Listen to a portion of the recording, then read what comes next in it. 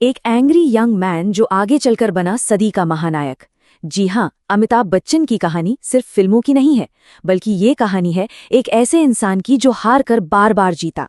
इस कहानी में आपको संघर्ष मिलेगा, दिवालियापन मिलेगा और फिर एक ऐसी जबरदस्त वापसी मिलेगी जो अपने आप में एक इतिहास बन गई। तो चलिए इस इनक्रेडिबल सफर को और करीब से जानते हैं। जरा सोचिए, एक लंबा सा लड़का जिसकी वो दमदार आवाज, जिसे आज दुनिया पहचानती है, उसे ऑल इंडिया रेडियो ये कहकर रिजेक्ट कर देता है कि भाई ये आवाज काम के लायक ही नहीं है, और जिसे शुरुआती दिनों में कोई फिल्म मेकर काम तक देने को तैयार नहीं था। तो सवाल ये उठता है कि वही रिजेक्टेड इंसान आखिर बॉलीवुड के इतिहास का सदी का महानायक बना, तो बना कैसे?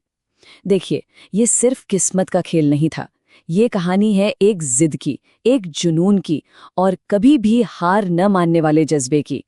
और जैसा कि हर बड़ी कहानी में होता है, इसकी शुरुआत भी हुई संघर्ष और रिजेक्शन से। 11 अक्टूबर 1942, जगह थी प्रयागराज। घर में साहित्य का मानो सागर बहता था। पिता हरिवंश राय बच्चन हिंदी के महान कवियों में से एक, और माँ तेजी बच्चन एक जानी मानी सोशल एक्टिविस्ट। सबको यही लगता था कि बेटा भी कलम का ही सिपाही बनेगा, लेकिन अमिताभ की आंखों में तो सिनेमा के ख्वाब पल रहे थे। तो पढ़ाई पूरी हुई, कलकत्ता में एक नौकरी भी की, लेकिन मन तो मुंबई में अटका था। और जब वो सपनों के इस शहर में पहुंचे तो असलियत कुछ और ही निकली। एक के बाद एक कई दरवाजे बंद मिले। और मजे की बात देखिए, आज जिस भारी आवाज पर पूरी दुनिया फिदा है, उसी आवाज को उस वक्त फिल्मों के लिए अनसूटेबल मतलब नाकाबिल बताकर खारिज कर दिया गया था। खैर, 1969 में पहली फिल्म आई, सात हिंदुस्तानी। इसके लिए उन्हें नेशनल अवार्ड तो मिला, पर बॉक्स ऑफिस पर बिल्कुल सन्नाटा था। और इसके बाद तो जैसे फ्लॉप फिल्मों की लाइन लग गई। एक दो नहीं, करीब 12 फिल्में। इंडस्ट्री ने लगभग मान ही लिया था कि ये लंबा लड़का हीरो मटीरियल है ही नहीं। लेकिन कहते हैं ना, जब सारी उम्मीदें खत्म होती हैं तभी एक नई सुबह होती है। और बस बॉलीवुड के आसमान पर एक नए सितारे का उदय होने ही वाला था। ये दौर था एंग्री यंग मैन का। वो साल था 1973, एक ऐसा साल जिसने हिंदी सिनेमा की दिशा और दशा दोनों को हमेशा हमेशा के लिए बदल कर रख दिया। इसी साल रिलीज हुई फिल्म जंजीर, और इस फिल्म ने एक ऐसे हीरो को जन्म दिया जो सिस्टम से लड़ता था, जिसकी आंखों में एक गुस्सा था, द एंग्री यंग मैन। उस दौर के समाज में जो हताशा और गुस्सा था ना, उसे अमिताभ ने अपनी आवाज और अपने अंदाज से पर्दे पर मानो जिंदा कर दिया। जंजीर तो बस एक शुरुआत थी, एक चिंगारी थी। इसके बाद तो बॉक्स ऑफिस पर जैसे धमाकों की झड़ी सी लग गई। 1975 में दीवार और शोले, 77 में अमर अकबर एंथनी, और फिर 88 में डॉन और मुकद्दर का सिकंदर। 70 और 80 का दशक, उस वक्त बॉलीवुड का मतलब सिर्फ एक ही नाम था, अमिताभ बच्चन।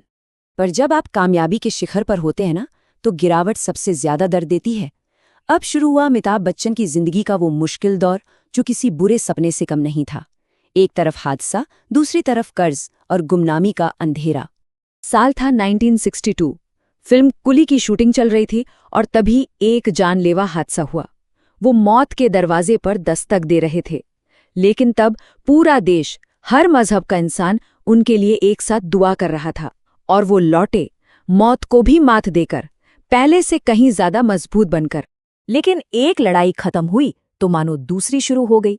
80 के दशक में जहां वो सुपरस्टार थे, 1984 में सांसद भी बने, वहीं 90 का दशक आते आते वो अर्श से सीधा फर्श पर आ गए। उनकी प्रोडक्शन कंपनी ABCL पूरी तरह डूब गई और वो करोड़ों के कर्ज में थे। सोचिए, सदी का महानायक दिवालिया हो चुका था। कहते हैं रात जितनी गहरी होती है, सुबह उतनी ही शानदार होती है। और बस यहीं से शुरू हुई इंडियन सिनेमा के इतिहास की सबसे बड़ी, सबसे महान वापसी की कहानी। साल 2000, बड़े पर्दे का शहंशाह अब छोटे पर्दे पर कदम रख रहा था। शो का नाम था कौन बनेगा करोड़पति। यकीन मानिए, ये सिर्फ एक गेम शो नहीं था, ये एक डूबते हुए करियर के लिए संजीवनी बूटी की तरह था। उनके अंदाज, उनकी आवाज ने हर घर में दस्तक दी, और यहीं से उनकी दूसरी और शायद ज्यादा शानदार पारी का आगाज हुआ। और इसके बाद तो उन्होंने साबित कर दिया कि वो सिर्फ एंग्री यंग मैन नहीं है। मोहब्बतों के सख्त प्रिंसिपल से लेकर पा में एक बच्चे के किरदार तक, और पिंक के वकील से लेकर ब्लैक के टीचर तक, उन्होंने हर पीढ़ी के दर्शकों को दिखा दिया कि एक्टिंग का असली मतलब आखिर होता क्या है। उन्होंने अपने काम से इस एक बात को सच साबित कर दिया कि असली स्टार कभी खत्म नहीं होता। वो सिर्फ वापसी नहीं करते, वो पहले से भी ज्यादा बेहतर बनकर लौटते हैं। तो आखिर क्या है अमिताभ बच्चन की विरासत? 50 साल से भी ज्यादा लंबे करियर के बाद वो आज भी इतने खास क्यों हैं? और उनकी ये कहानी हमें क्या सिखाती है? देखिए, उनके योगदान को सिर्फ तालियों से नहीं सराहा गया, उन्हें देश के सर्वोच्च सम्मानों से भी नवाजा गया है। पद्मश्री, पद्म भूषण और पद्म विभूषण, ये सिर्फ अवार्ड्स नहीं हैं, ये इस बात का सबूत है कि अमिताभ बच्चन सिर्फ एक एक्टर नहीं बल्कि एक राष्ट्रीय धरोहर हैं। उनकी महानता के पीछे कुछ पक्की वजह हैं। उनकी वो आइकॉनिक आवाज जो आज एक पहचान बन चुकी है, संघर्ष से सफलता तक की वो कहानी जो आज भी लाखों लोगों को प्रेरणा देती है, हर पीढ़ी के साथ जुड़ जाने की उनकी वो कमाल की कला, और सबसे बढ़कर उनका अनुशासन और काम के प्रति वो जुनून जो आज भी इस उम्र में भी कायम है। शायद उनकी जिंदगी का पूरा सार इस एक लाइन में ही है कि अगर हौसले बुलंद हों तो जिंदगी आपको चाहे कितनी भी बार गिराए, आप हर बार उठकर खड़े हो सकते हैं। रिजेक्शन और दिवालियापन से लेकर सदी के महानायक बनने तक का सफर, यही है अमिताभ बच्चन की अविश्वसनीय कहानी। ऐसे ही और दिलचस्प किस्सों के लिए बीटीसी वाले भैया यूट्यूब चैनल को सब्सक्राइब जरूर करें। मिलते हैं आपसे अगली कहानी में, तब तक के लिए नमस्कार।